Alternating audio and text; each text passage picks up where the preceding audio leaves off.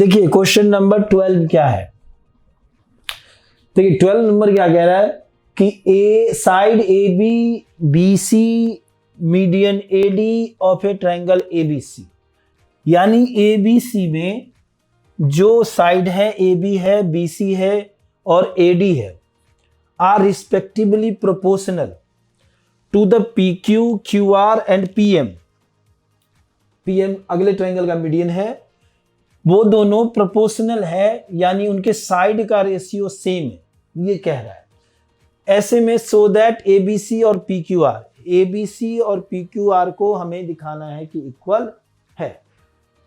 तो हमारा क्या मूल मंत्र होता है, हमारा मूल मंत्र क्या होता है, जो गिवन होता है उसी से स्टार्ट करना है। ठीक है, अपने आप रास्ता दिख जाएगा। ठीक है, चलिए स्टार्ट करते हैं गिवन से ही।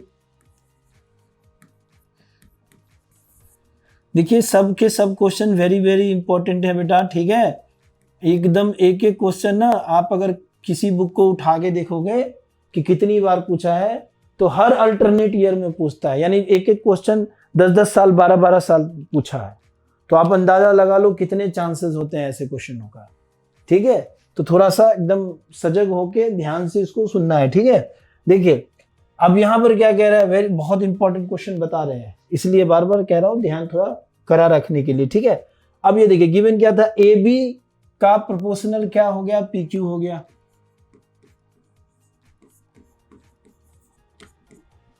जो बी सी है उसका प्रोपोर्शनल क्या हो गया, क्यू आर हो गया।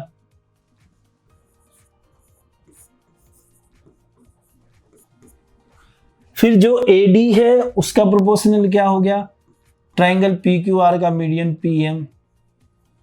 चलिए मीडियन कह दे रहा है, मीडियन मतलब क्या है, होता क्या है, उसको दो इक्वल भाग में डिवाइड करना। ठीक है, तो अब हमें दिखाना था क्या, प्रूव क्या करना था, ए बी सी सिमिलर है पी क्यू आर के।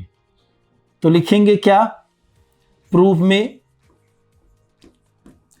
Triangle A B C similar है और ट्रायंगल पी क्यू आर का, और ट्रायंगल चैप्टर का जो है ना कुछ विशेष ही एनसीईआरटी वाले का इंपॉर्टेंट हो जाता है। देखिए प्रूफ, ठीक है, सबसे पहले यहां से प्रूफ में भी गिवन से काम ले। A B upon P Q है, B C upon Q R है। ठीक है, तो क्या मैं इन दोनों को 2 से डिवाइड कर सकता हूं, मीडियन है ना। देखिए मीडियन का मतलब ही क्या होता है कि अगर ये 10 है ना टोटल नंबर के ऊपर समझिए, तो मैं इसको डिवाइड करूं तो ये भी 5 होगा और ये भी 5 होगा। मीडियन का मतलब यही हुआ ना। और अगर ये भी कॉरेस्पॉन्डिंग साइड का रेशियो सेम था, मान लीजिए ये 20 है तो ये 10 होगा और ये भी 10 होगा। ठीक है, तो मैं अभी भी इसको 2 से डिवाइड कर सकता हूं इस तरीके से। ठीक है, 2 से डिवाइड मैंने ऐसे कर दिया। लिखूंगा क्या, A D and P M are median. क्या लिखूंगा, मीडियन। ठीक है, तो डिवाइड करने पर क्या आ जाएगा, A B upon P Q equal हो जाएगा, बी सी का हाफ क्या हो जाएगा, बी डी हो जाएगा, और जो क्यू आर है उसका हाफ क्या हो जाएगा, आपका क्यू एम हो जाएगा। ठीक है, तो इस तरीके से ये दोनों भी आपस में इक्वल हो गए। अब हम चलते हैं ट्रायंगल किसमें, ए बी डी और पी क्यू एम में।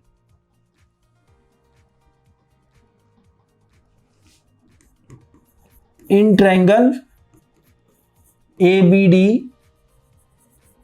And triangle P Q M. तो देखिए A B upon P Q और A D upon P M, वो तो है ही, A B upon P Q और A D upon P M. A B upon P Q और A D upon P M. यहां ट्रायंगल बना लीजिए एक ऐसा, एक मिनट, ये देखिए ए बी सी हो गया, ये पी क्यू आर हो गया, ये डी हो गया और ये एम हो गया, ठीक है। तो AD अपॉन PM ये तो है ही हमारा। और अभी अभी मैंने इसके इक्वल में ये प्रूव किया था कि BD अपॉन QM। तो ट्रायंगल की जो एक प्रॉपर्टी ये थी कि साइड के रेशियो भी अगर सेम रहेंगे तो सिमिलर हो जाएगा, यानी यहां तो वही काम हो रहा है। तो हम क्या लिखेंगे, फ्रॉम SSS क्या लिखेंगे, ट्रायंगल ABD सिमिलर है ट्रायंगल PQM के। प्रूव्ड हो गया, ठीक है। तो अब ये प्रूव्ड क्यों गया, हमें तो ABC और PQR को प्रूव करना था। तो इसको प्रूव करने से हमें क्या फायदा मिला, इसको प्रूव करने से हमें ये फायदा मिला कि angle D equal to angle Q हो गया, ठीक है। अब जब हम ABC और PQR लेंगे ना तो देखिएगा इस चीज का क्या फायदा होता है। Now in triangle ABC and triangle PQR, ये कर लिया है ना। तो अब यहां पर पहली चीज क्या है, AB अपॉन PQ और क्या था BC upon QR, BC upon QR, है ना। तो इससे क्या हो गया हमारा कि दो साइड के तो सेम रेशियो हो गए इक्वल। अब इनका बिटवीन एंगल जो है अगर वो इक्वल हो जाए तो सिमिलर हो जाएगा, क्योंकि जो एंगल्स होता है दो साइड के बीच में वो इक्वल होना चाहिए। तो पिछला सिमिलर दिखाने से हमें ये काम मिल गया। तो मैं यहां लिख सकता हूं क्या, B इक्वल टू Q लिख सकता हूं, लिखा ना। तो अब ये कौन सी प्रॉपर्टीज फॉलो कर गया, तो ये कर गया SAS, क्या हो गया, फ्रॉम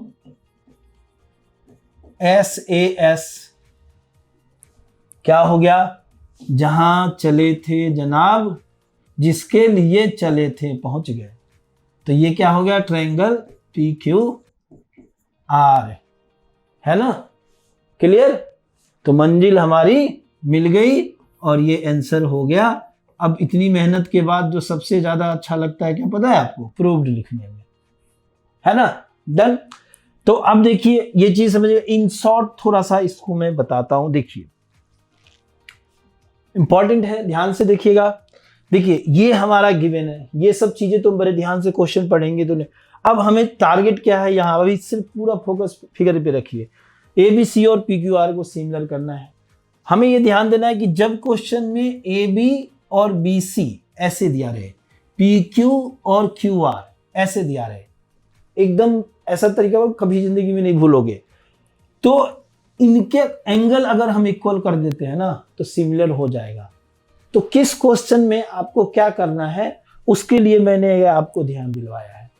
तो अगर आप ये कर दोगे ना इक्वल तो आपका काम निकल जाएगा। और ये इक्वल करने के लिए आपको ABD और PQM सिमिलर दिखाना पड़ेगा, और ABD PQM सिमिलर दिखाने के लिए हम BC और QR को 2 से डिवाइड करेंगे तो अपने आप सिमिलर हो जाएगा, ये इक्वल हो जाएगा, फिर बड़ा सिमिलर हो जाएगा।